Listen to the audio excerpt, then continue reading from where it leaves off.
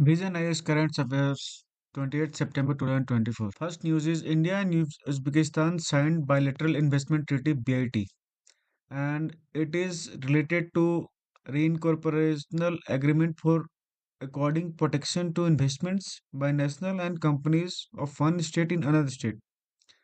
And India has also approved new model bilateral investment treaty text in 2015 itself. And key features of model BIT is national treatment, protection from expropriation, settlement of dispute, and others. And when you talk about India Uzbekistan relation, then it is joint military exercise Dustlik used to be practiced more often at times. Multilateral agreements both are part of UN, G20, BRICS, and SCO. And estimated Indian community of 14,000 lives in Uzbekistan. And when you talk about the geographical location of Uzbekistan, it is surrounded by Tajikistan, Kyrgyzstan, Kazakhstan, and Turkmenistan. Second news is artificial intelligence and its environmental sustainability. As we know that AI is a set of technologies that enables computers to perform a variety of advanced functions and including the ability to understand and translate spoken and written languages, analyze data, etc. And it also says that it can predict, it can monitor, and it can facilitate the many global monitoring setups. And let's move to National United Nations Environment Program UNEP recommendation for effective utilization of artificial intelligence. And it has recommended for countries should standardize procedures for measuring environmental impact of artificial intelligence. And tech companies can make AI algorithm more efficient, and that is going to reduce demand for energy.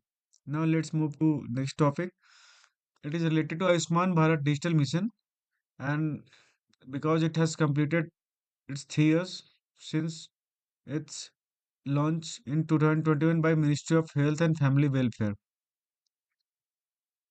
It also based on digital public infrastructure, and it enables interoperability in digital health transactions. And the key feature includes Aadhaar card. It is called Ayushman Bharat Health Accounts. It is having healthcare professional registry HPR.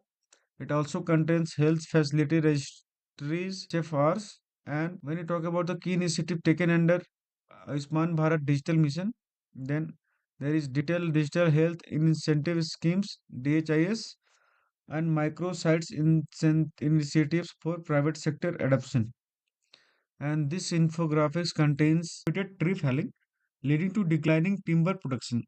Example can be National Forest Policy of 1988 and Godawaran case 1996, which has restricted tree felling, has led to fourfold increase in imports of timber. It is published in Food and Agriculture Report. Again, there is underutilization of National Transit Pass System (NTPS) for the transportation of timber, bamboo, and other forest products. And again, it has recommended for deregulation of high-value native timber species like teak, and it also focuses on prioritizing ownership of trees over ownership of land to reduce burden of providing land ownership with the help of technology.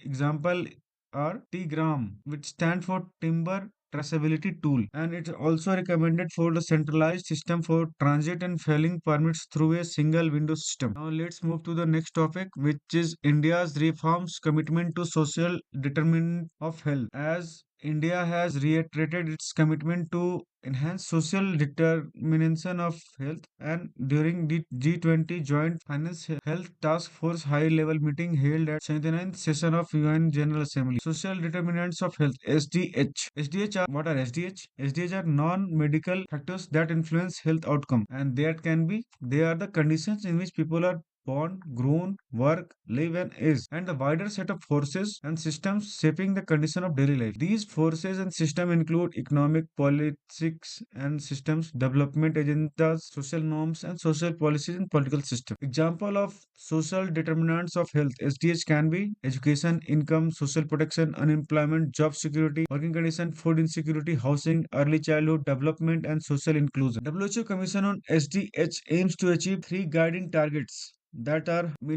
halving expectancy gap between countries and social groups, halving adult mortality rates, and achieving 90 to 95% reduction in child and maternal mortality. The role of SDH in health outcome can be because it nourishes. Numerous studies have suggested that SDH account has been between 30 to 55% of health outcome, and it also influences health inequalities. Again, countries at all level of income, health and illness follows a social gradient, and the lower the social economic composition, the worse the health. And when we talk about the India's approach to social determinants of health, then whole of the government and one health approach has been taken, and India is also exploring potential depth for health swap, a mechanism that could ease financial strain while investing in health equality. Again, India has called for G20 member nations to adopt a unified approach towards data collection and analysis. Again, India has also flagship programs like Ayushman Bharat, Swachh Bharat Mission, Jal Jeevan Mission, and Pradhan Mantri Awas Yojana. Themes which are in news are Lokayukta, because Karnataka Loyukta filed a FIR against the Karnataka Chief Minister over land allotment irregularities. And as we know that Lokayukta is an anti-corruption ambushment organization set up at the state level, and Lokpal is at the central level, and it is appointed by the governor in generally in the consultation with Chief Justice of High Court and leader of opposition in the state legislative assembly. Again, commitment committee of 10 C10 group was in news, and because Indian External Affairs Minister has participated in first ever joint military ministerial meeting of C10 and L.69 grouping. L69 grouping includes countries from Africa, Latin America, Caribbean, Pacific states and Asia. India is also a member of L69. Group C10 consists of members like Algeria, Botswana, Cameroon, Egypt, Kenya, Nigeria, South Africa, Tanzania, and Central Bank of West Africa States, CBWAS, and Central Bank of Central African States, CBCAS. And it has its genesis under Committee of 10 African Minister of Finance and Central Banks, that C10, which was created in 2008. And it has been mandated to advocate enhanced African participation in governance of international financial institute. Next news is India, Brazil, and South Africa ISBA forum. ISBA foreign minister declared a united front against global terrorism, and ISBA is a forum comprising India and Brazil and South Africa. In 2003, the Brazilian declaration has formalized and renamed ISBA Dialogue Forum, and it is having objective to contribute and to construct a new international architecture. Next news is ethanol. Indian Ministry for Food and Public Distribution has highlighted that India has become world's third largest producer and consumer of ethanol, and US is the largest producer, followed by Brazil. And ethanol is a colorless, odorless, and found mainly from fermentation of sugar. Ethanol is also known as ethyl alcohol, and it is a renewable fuel made from corn and other plant material. It has environmental and long-term economic advantage over fossil fuel. And when you talk about India's initiative, then India has ethanol blended petrol EBP program, which has target of blending 20% of ethanol with petrol by year 2025-26. PMG1 Yojana also promotes 2G ethanol. 2G ethanol means second generation ethanol, which is from non-food source. Again, GST compensation says was in news because GST Council has set up a group of ministers to decide upon taxation of luxury, sin and demerits goods once the compensation says is going to end in March 2026. As we know that GST Compensation to States Act 2017 was enacted to levy a compensation cess to provide compensation to states because of losses of revenue arising on the account of implementation of GST, and compensation cess at various rates is being levied on luxury scenes and demerit goods as well. And when you talk about demerit goods, these are the goods which products the goods and products which are considered harmful to the consumers and society, like alcohol, gambling, cigarettes, etc. Again, a new term, thermobaric weapons, was in news because Russia has used thermobaric weapon ODAB 1500 bomb on Ukraine. And when you talk about thermobaric weapons,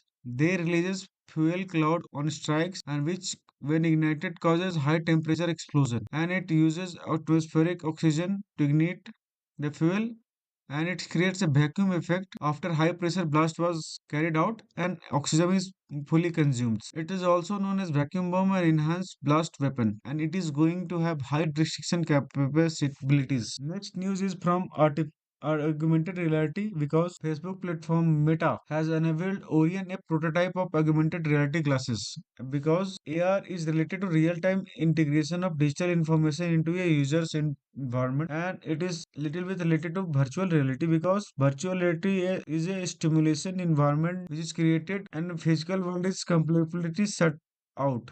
Hence, it is related to virtual reality as well. Trinidad and Tobago was in news because it has become the first country in Caribbean region to adopt India's unified payment interface UPI system. It is having its capital in Port of Spain, and major geographical features include northern ranges. There is Pitch Lake in Trinidad, which is world's largest natural reserve of asphalt. It is having highest point as Mount Aripo, and Orteori and Caroni are the major rivers flowing through it.